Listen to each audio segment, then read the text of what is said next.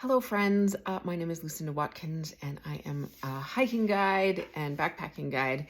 And what I wanted to talk to you about today was shoulder season. Now, we're in the middle of winter as I speak, and yesterday we had a shoulder season day. It was melty and warm and +10, and then things freeze up and get weird.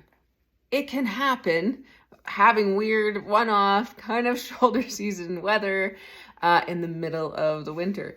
What happens, generally our shoulder season can be March, April, May, sometimes a little bit of June. And what that looks like is really unpredictable weather. It can be sloppy and slushy. It can be melty or frozen. It can be snowing or raining. Generally, you get wet feet. There's a few things that are going to happen this shoulder season, and I'm already looking at it. Into March, I have a few frozen waterfalls and ice walks that may need to be adjusted a little bit because it might be a slush walk and a not so frozen waterfall kind of an event. So those things happen and are completely out of my control. If you sign up for a frozen falls hike and it is defrosted and running water, there's not a lot I can do about that. So I want to apologize. I do the best that I can. And sometimes we have winter in March and sometimes we have spring or shoulder season.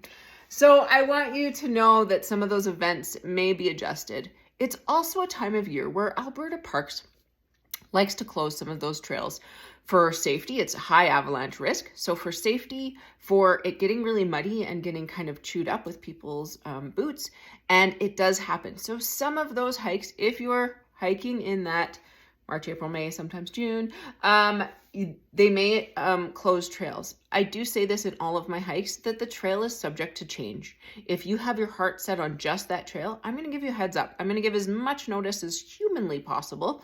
Sometimes Alberta Parks closes and I have no notice, but I'm going to give you as much notice as possible and leave some open communication. So I'm already having that with one of my ice walks where it's going to be a slush walk. And so I'm just shifting it to a different trail. These hikes, generally, I do not cancel. I will shift it to a similar difficulty, similar location, similar attractions, whether that's waterfall or lake or whatever, and I will do my absolute best to keep that very similar for you. So that's what happened shoulder season, and we were reminded of that slushy, sloppy day in February as I was thinking about ice walks when it was +10.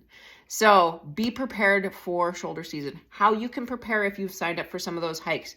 Read your emails that I send you. I will give you updates if any changes happen at all. I'm really good about posting that in Hiking with Lucinda, posting that in the Facebook event, as well as sending you an email. Read those things. Don't delete them. Make sure you know what's going on. Another thing is bringing waterproof footwear for any of those hikes. Really good winter boots or winter hikers, make sure they're waterproof, and then bringing some dry socks and shoes to wear for your drive home. So that's how you can prepare. Shoulder season is coming, people. Be prepared.